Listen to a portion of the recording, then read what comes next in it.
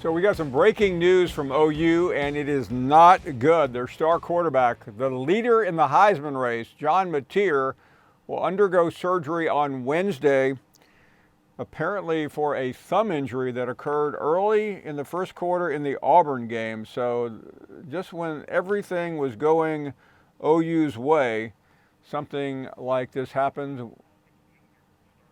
Michael Hawkins Jr., who played a great deal last year, will start at quarterback. The back end of the schedule is very, very difficult, so we'll take a look at that a little bit later. But right now, we'll talk to George Stoia in a little bit later, who broke the story earlier. So this is from Max Olson. Oklahoma getting 71 rushing yards per game from its running backs, 67 out of 68 of the Power Four.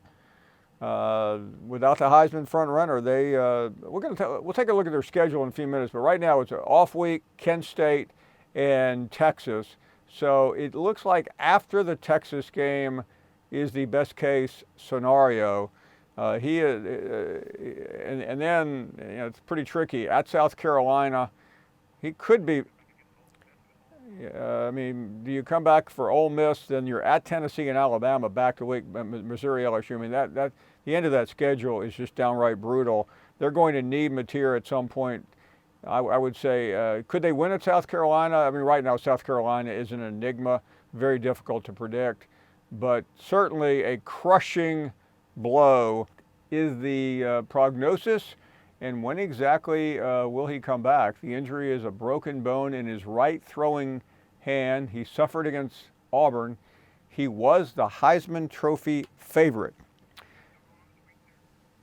He is set to have surgery in Los Angeles. Dr. Stephen Shin will perform. He's considered among the elite hand-wrist surgeons in the country, working on many well-known players.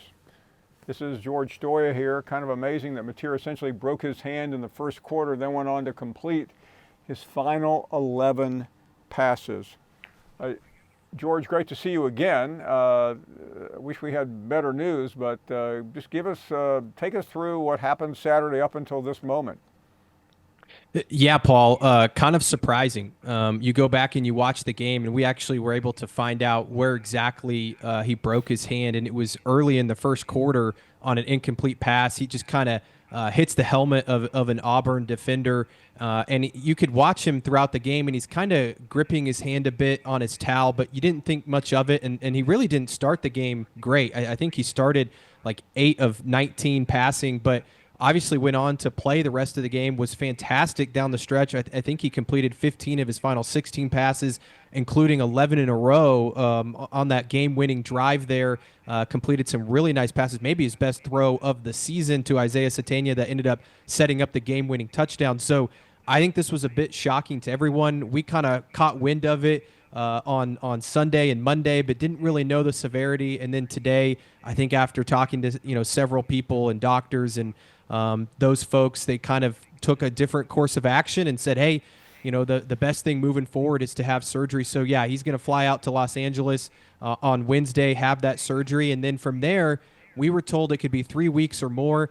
Obviously, the big question is, can he play in the Texas game? I think that's pretty much up in the air right now. I think John Mateer obviously would love to play in the Texas game, and that's going to be a big one down in Dallas here in 2.5 weeks. But how quickly can he get ready? And this is an injury, Paul, and I'm not a doctor, but this is an injury that I think it deals a lot with his ability to be able to grip the football, and obviously that's a concern for a quarterback. So let's talk about the interim. Obviously, a good time for a bye week, and then Kent State, and then Red River. That's the beginning of a brutal stretch. Yeah, it is. And, they have a very capable backup in Michael Hawkins Jr. You saw a lot of him last year. He came in and kind of replaced Jackson Arnold there in the middle of the season. I think he played in 7 games, made 4 starts for OU. He started in the OU-Texas game last year. Obviously, that went extremely poorly for OU. But you do have to, this is really bad, Paul. No mistakes about it. This is not a good thing for Oklahoma. But if Mateer is to get injured, I guess this is the right spot. You're in a bye week, which gives you a little extra time to get Michael Hawkins ready.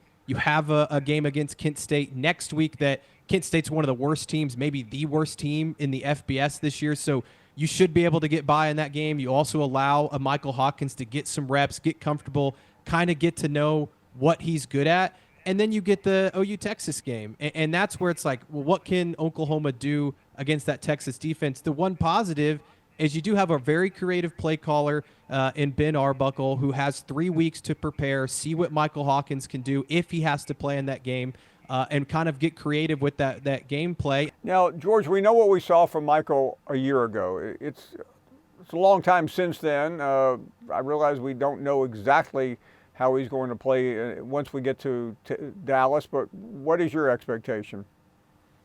Look, I think he's going to be a much improved player than he was a year ago. You know, this goes back to this fall camp and even back in the spring. We've heard really good things about Michael Hawkins. You know, he had a chance to transfer and probably would be a starter at a lot of places across the country, and he decided to stay. And I think that he's developed extremely well. Now, we haven't seen him much at all this season. He played in some garbage time in Philadelphia against Temple, and I think he only threw a couple passes in that game. So we'll see against Kent State what that looks like. But it's my understanding that he's spent the offseason really developing. John Kueski, the new quarterbacks coach, has really worked with him, as well as Ben Arbuckle. And last year, he was thrown into a situation that just wasn't very ideal, especially as a true freshman. He was thrown into the fire in the Tennessee game when Jackson Arnold was benched. He went to Auburn and won and made the plays that they needed to win that game, and then just really wasn't that good against Texas or South Carolina, and I don't know how you could expect him to be. So I think that I expect him to be better. Is it going to be good enough to beat teams like Texas? I'm not so sure. Is it good enough to beat Kent State in a week and a half? Definitely. And then you get into, can John Mateer be back for the road test against South Carolina? They got Ole Miss at home after that. So you're looking at, if he's out a month, you could see Michael Hawkins for 3 or 4 games, not just 1 or 2. Let's go back a little bit and look beyond Mateer. The running game left a lot to be desired. Where is that, and where can you go? Can you go in the portal and buy it before the next big game? I think Oklahoma wishes they could. And look, they spent at running back in the portal. They got Jaden Ott in the spring, and that was an expensive player to get, and he hasn't played much at all this season. It's been kind of a mystery here in Norman. Why isn't he getting on the field more? So I would expect we see Jaden Ott moving forward. I think that maybe he could give them a spark. I also think the offensive line has been a bit banged up, especially against Auburn. They had 2 guys, their starting center Jake Michaela and starting right guard Febechi Wiwu, who had ankle sprains and played through the game. And you could just tell watching the game back, they weren't able to move the right way that you need them to get some push, especially against a defensive line like Auburn. So they need to get healthy. Again, bye week comes at the right time. Kent State comes at the right time. And then I think they need to get a little creative in the run game. And that's why you kind of have to trust Ben Arbuckle. Maybe he can come up with something. And the one positive is Michael Hawkins is extremely dangerous with his legs. So you wonder, do they mix in a lot of quarterback run moving forward while John Mateer's out to maybe get that running game going? On a less serious subject, but you understand talk radio, George, we've had a lot of Auburn fans calling in the show since Saturday. What has been the reaction before today, of course, on the Sooners in terms of all the hullabaloo over the officiating? Well, I think OU fans are like, who cares? We won the football game. And as you know, Paul, in the SEC, you take any win you can get. And look, I understand Auburn's gripe about the play, the deception play to Isaiah Satania. That was one play early in the second quarter. Auburn was winning the football game in the fourth, had a chance to stop Oklahoma, and got the ball back with 4 minutes left, and were unable to go down the field and score. So Auburn had plenty of opportunities to win this game.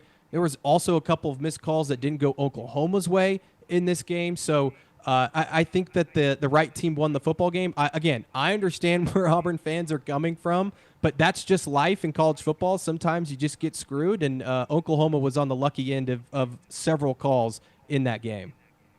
George Stoia with the news from Norman and the final parting shot in relation to Auburn fans. Always great to see you. We enjoyed seeing you Friday. Many thanks, George, and we'll stay in touch as we begin watching Mateer's recovery after the surgery. You want this, you got that. No way, watch him walk right past you. Run fast while you have the chance. Don't speak, let